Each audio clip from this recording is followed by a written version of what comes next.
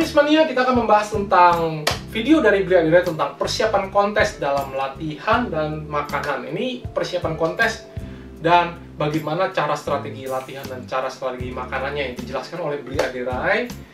Silahkan tonton videonya. Saya sudah sematkan teks bahasa Indonesianya di dalamnya. Kali ini saya akan membahas sesuatu yang lebih teknis. Saya tujukan kepada Fitnessmania yang advance, yang sudah latihan mungkin bertahun-tahun dan berkeinginan untuk ikut dalam sebuah kompetisi. Apakah kompetisi sifatnya mungkin body fitness, atau mungkin bodybuilding, atau mungkin apapun juga ya.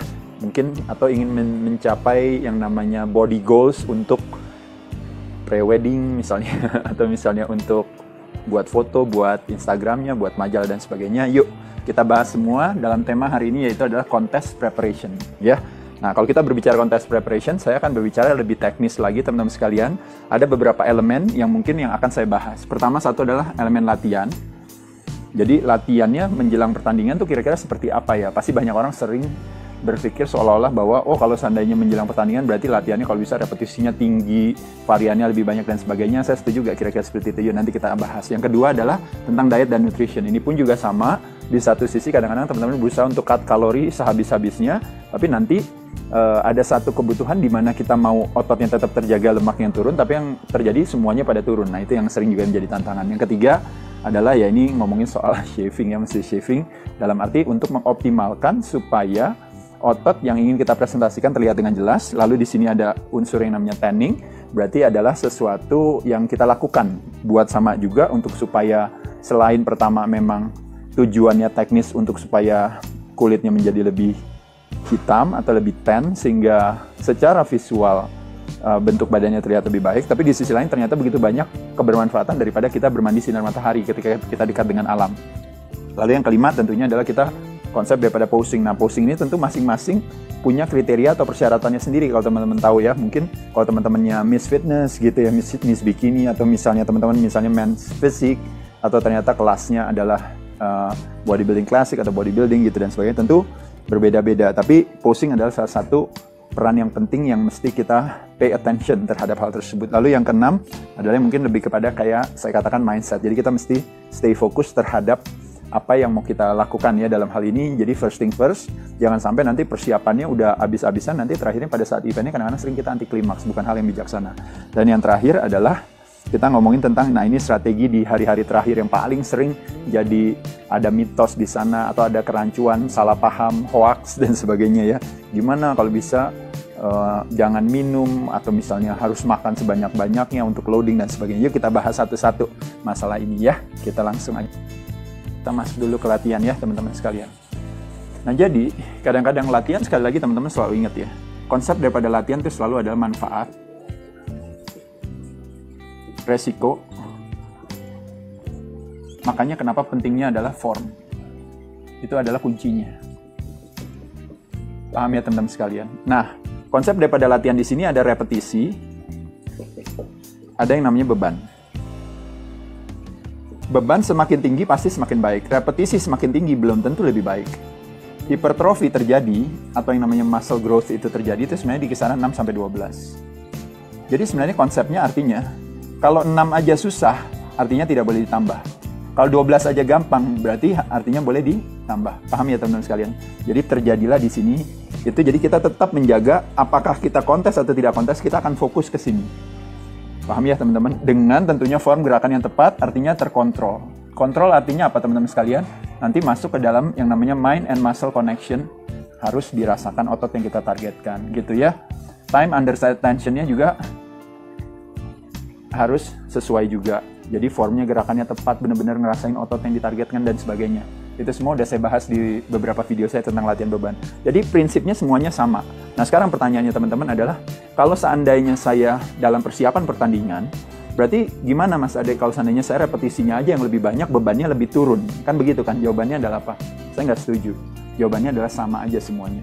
Yang terlihat sebenarnya ketika kita turun itu karena terjadi apa? Elemen kedua kita, yaitu adalah pada saat kita berbicara yang namanya diet. Tantangannya di sini adalah karbo kita kan turun. Secara kalori juga kadang-kadang kita turun juga. Lalu juga secara yang lainnya, misalnya kayak sodium intake gitu ya. kadang-kadang juga turun. Mungkin apalagi yang turun yang lain, mungkin yang pasti cheating juga semuanya turun. Sehingga secara overall, energi bisa jadi turun, sehingga akhirnya berpengaruh kepada apa? Power kita dalam latihan. Nah, yang mau saya sampaikan di sini sekali lagi teman-teman sekalian adalah sebagai berikut ya. Ini mau habis ya ininya, nanti coba saya cari yang ini ya. Oke. Nah. Oke. Jadi teman-teman sekalian, kita lihat di sini ya. Jadi beban itu tetap berat dalam arti terkontrol dengan kita menjaga repetisi kita kurang lebih seperti ini. Pertanyaan saya adalah, pertanyaan teman-teman adalah, boleh nggak kalau yang namanya varian, latihan saya lebih banyak ditingkatkan? Jawabannya boleh. Tapi prinsipnya harus tetap sama, yaitu adalah apa? Tetap di 6-12, tetap mengangkat beban seberat-beratnya sesuai dengan kemampuan kita pada saat itu. Problemnya ketika energi kita menurun gara-gara kita dietnya lebih ketat, biasanya, karena berat badan kita juga biasanya terjadi penurunan, bisa ada yang turun 5 kilo, 10 kilo, atau bahkan 15 kilo dibandingkan dengan off-season. Nah, pada saat itulah sebenarnya tadi saya katakan, bukan, sekali lagi teman-teman sekalian, bukan bebannya dikurangi, bukan repetisinya ditambah, tapi yang terjadi yang kita lakukan adalah dengan prinsip yang sama, tapi bisa jadi dengan beban yang lebih ringan yang kita angkat, tapi dengan effort. Nah, ini effort itu artinya usaha. Usahanya harus tetap sama. Paham ya teman-teman? Jadi kalau kita ngangkat beban misalnya, yang ke-7 mulai makin berat, yang ke-8, yang ke-9, lalu kita selesai di situ. Jadi di antara 6-12 kita selesai. Nah, cuma kalau dulu kita 6-12 selesai, misalnya kita bisa mengangkatnya 100 kilo misalnya. Kalau kita misalnya bench press atau apa gitu. Tapi sekarang kita cuma bisa ngangkatnya cuma 80 kilo karena tenaganya kurang. Tapi effortnya sama nggak teman-teman sekalian? Effortnya sama. Nah, jadi maksud saya fokus kepada effort yang sama, nggak penting bebannya. Jadi bebannya tidak menjadi penting. Makanya kenapa saya ajarkan itu juga berlaku pada siapa? Pria, wanita, pemula, intermediate maupun advance, termasuk tua dan muda. Tetap latihannya adalah sama. Tetap apakah ada pertandingan atau tidak ada pertandingan, tetap sama usaha yang kita lakukan. Yaitu adalah saya mau mengoptimalkan itu. Jadi ada istilah yang orang bilang training to failure, maksudnya itu. Jadi kita tetap optimal latihannya, tapi bisa jadi tenaga kita berkurang. Bahkan setiap hari aja kalau teman-teman tahu, hari ini gara-gara ada meeting, gara-gara ada ini, belum kadang-kadang gara-gara ada stres gitu ya.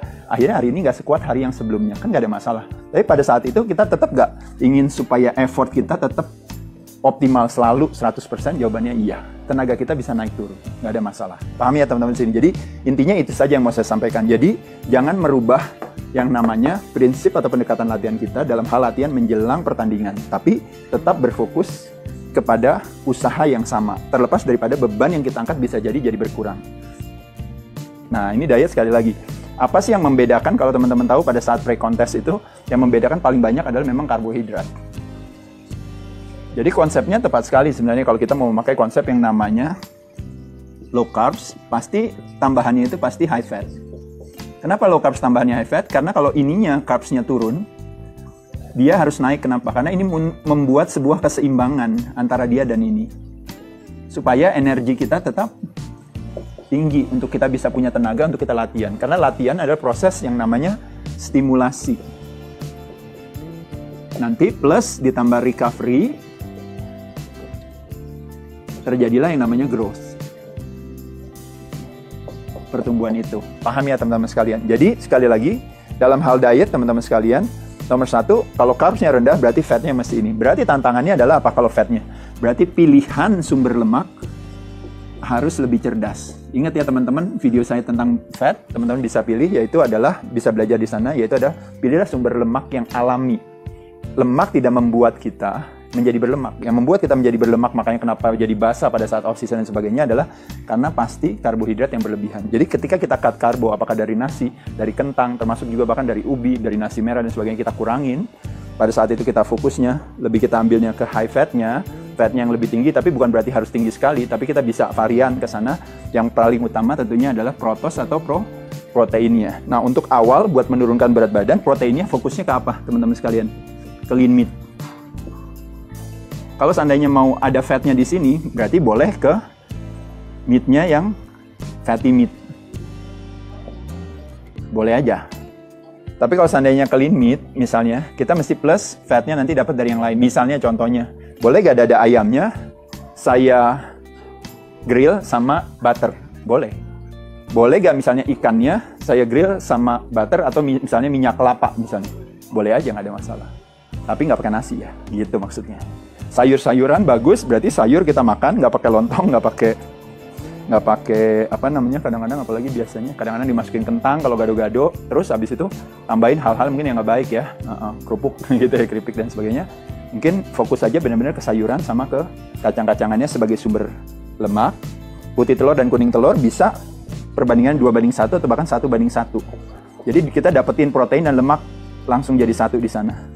Paham ya teman-teman sekalian ya? Nah jadi sekali lagi lebih kepada strateginya ke sana. Yang pasti karbonya yang harus di-cut itu udah pasti. Kalau teman-teman mau kering, badannya mau persiapan pertandingan nggak memungkinkan. Tapi begitu teman-teman sudah mulai masuk di bawah 10%, apalagi di bawah 7% misalnya body fat-nya, nah teman-teman pasti akan bisa lebih relax untuk mau mengkonsumsikan karbo. Terutama karbo dikonsumsikannya kapan teman-teman sekalian? Hanya sebelum dan setelah latihan. Paham ya teman-teman? Sebelum dan setelah latihan apa? Latihan beban. Nah tadi hampir saya lupa tadi bicara dalam soal yang di nomor 1 tadi. Berarti latihannya kalau pas lagi pre-contest itu paling bagus adalah apa? Saya kasih tahu sama teman-teman nih. Bukan, saya nggak berbicara teknis dalam bakar lemak, nggak bicara teknis dalam kesehatan secara umum, tapi ini ngomongnya cuma siasat aja. Latihan paling bagus, kalau kita mau persiapan untuk pertandingan, latihan paling bagus adalah perut kosong di pagi hari. Either itu kardio maupun latihan beban. Ada satu kritik di saya yang dikatakan katanya bahwa kalau latihan beban Mas Ade nggak pakai tenaga gitu ya, nggak pakai energi yang ada, itu bukankah jadi nanti ototnya jadi turun? Nah teman-teman sekalian, sebelum saya lanjutkan lagi teman-teman, buat yang di Instagram silakan lanjutkan di YouTube channel kami di Dunia Dara ya. Jadi kita langsung lanjut lagi. Nah jadi sekali lagi teman-teman sekalian, latihan beban pada saat perut kosong di pagi hari, pada saat kita mau menurunkan berat badan, sebenarnya kita nggak perlu takut. Kenapa? Karena apalagi kalau teman-teman misalnya sehari sebelumnya, sudah apalagi di malam hari, mealnya kita masih memasukkan di sana, masih memasukkan karbo, atau masih memasukkan mungkin fat yang cukup, memungkinkan kita untuk bisa punya tenaga di pagi hari, untuk kita bisa melakukan aktivitas olahraga. Ditambah lagi, teman-teman tahu kan, biasanya pada saat off-season, teman-teman, kadar lemaknya berapa? Pasti di atas 10%. Nah, jadi oleh sebab itu nggak perlu takut untuk itu.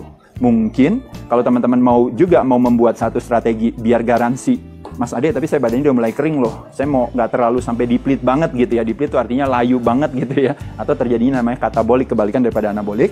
Maka saya menganjurkan teman-teman melakukan yang namanya sebelum latihan boleh mengkonsumsikan protein dan lemak. Yaitu adalah karbo, yaitu adalah misalnya dari putih dan kuning telur.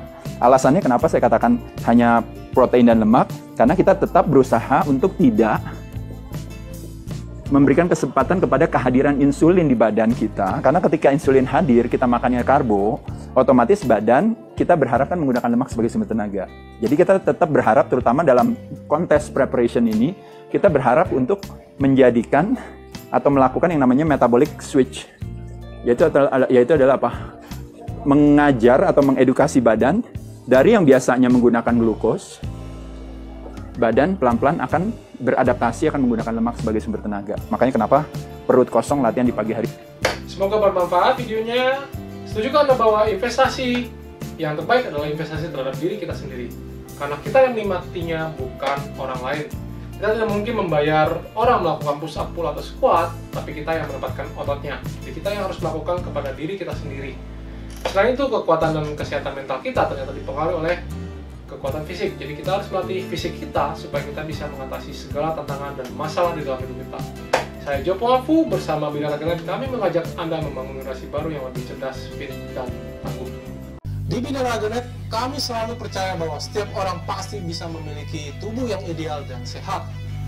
Dengan subscribe, like, dan share video ini, Anda turut membantu membangun Indonesia sehat dan kuat. Salam jelas fitness, saya JP.